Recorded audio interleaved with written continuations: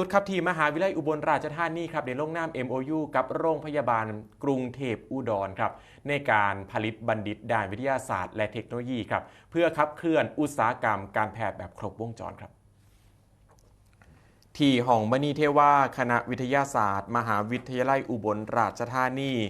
ได้มีการจัดพิธีลงนามบันทึกข้อตกลงความร่วมมือทางวิชาการเพื่อขับเคลื่อนงานวิจัยทางคลินิกระหว่างบริษัทคลินิกเซอร์จำกัด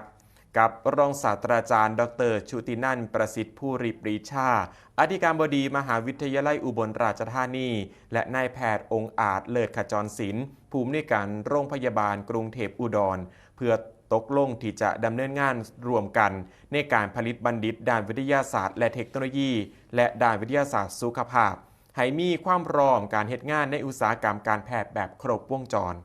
รวมทั้งให้ความร่วมมือในการพัฒนาบุคลากร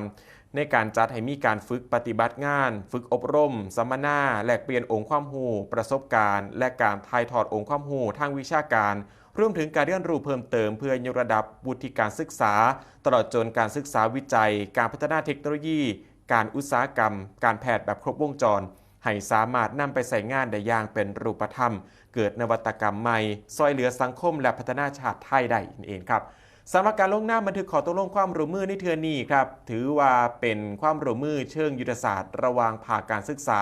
และภาคบริการสุขภาพที่มุ่งเน้นการบูรณาการองค์ความรู้ด้านเทคโนโลยีและการพัฒนาทรัพยากรมนุษย์อย่างยั่งยืนเพื่อรองรับอุตสาหกรรมการแพทย์ครบวงจรในประเทศไทย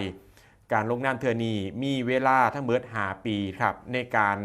เหตุงานรวมกันนับตั้งแต่มือที่มีการลงนามบันทึกข้อตกลงนั่นเองครับ